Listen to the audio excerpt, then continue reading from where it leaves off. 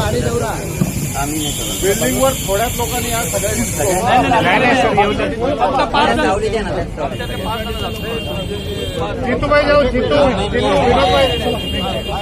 नमस्कार त्या बिल्डिंगच्या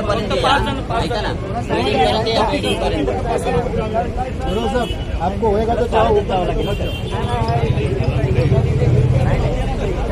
आराम से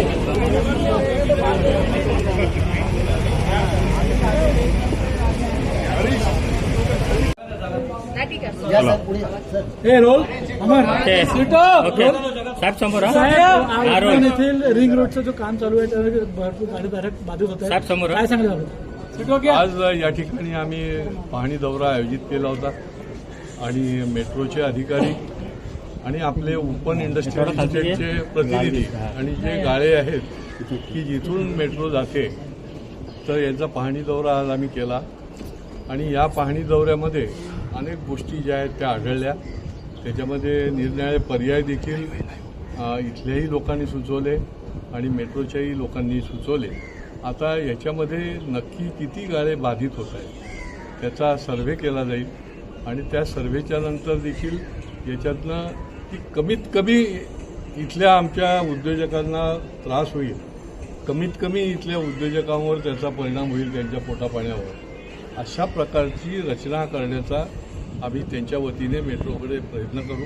आणि मला निश्चितपणे खात्री आहे आता काही ठिकाणी मेट्रोने आपल्या जागाही बदलल्या, स्टेशनची जागाही पुढे नेल्या, तर त्या पद्धतीने जे जे टेक्निकली शक्य आहे ते करून घेण्याचा आपला प्रयत्न. साहेब, जे गाड्याधारक आहे त्यांचं म्हणणं की आम्हाला जर बाधित झालो इथे तोडलं तर आम्हाला इथेच कुठेतरी जागा द्यावी, कुठे लांब नको द्यायचा. त्यांना एका वाक्यात सांगायचं म्हणजे त्यांना कुठेही लांब जाण्याचा तर प्रश्नच नाही, परंतु जे बाधित किती होतील ते एकदा कळलं की त्यांना त्या ठिकाणीच आपण कशा पद्धतीने त्यांचं अकोमोडेशन करता येईल, स्थलांतर, ते देखील बघू. त्यांना कुठलाही त्रास होणार नाही त्यांच्या, कारण हे लघु उद्योजक आहेत, MSME येतात, छोटे छोटे उद्योग आहेत. 50 वर्षापासून हे लोक इथे आमचे आहेत, 2-3 हॉटेल पण आहेत तिथे. पण ते सगळं एकदा सर्व्हे झाला आठवड्याभरामध्ये की त्याच्यानंतर त्याचं ताबडतोब आपण मीटिंग घेऊन काय त्याच्यामध्ये करता येईल.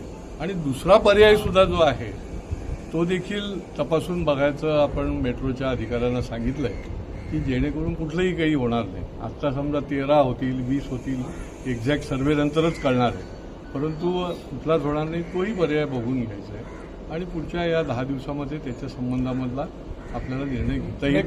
पण इथल्या लोकांना कुठलाही त्रास होणार नाही याच्याकरता आम्ही यांच्या वतीने निश्चितपणे मेट्रोच्या बरोबर बसून त्याच्यातून तोडगा काढू मार्ग. मेट्रोचा आराखडा नियोजित करण्या अगोदर ह्या व्यावसायिकांना गृहीत धरण्यात आलं नव्हतं. नाही, कसं असतं माहिती का की कुठलाही विकासाचं जेव्हा जेव्हा काही योजना आखली जाते त्या वेळेला आता समजा समृद्धी मार्ग त्याच्यामध्ये बाधित नव्हते का? होते. त्याच्यामध्ये शेतकऱ्यांची जमीन नव्हती का? होती. तर ते करत असताना मिनिमम काय काय करता येईल ते खरं म्हणजे बघायला लागतं आणि त्या दृष्टीने आता सर्व्हे झाल्यावर आपल्याला कळेल की कमीत कमी बाधित कसं होणार आहे. ते एकदा लक्षात आलं की त्याच्यावरच्या उपाययोजना ज्या आहेत त्या आपण त्यांच्या डोक्यावर बसून करून घेऊ. गाड्या नाही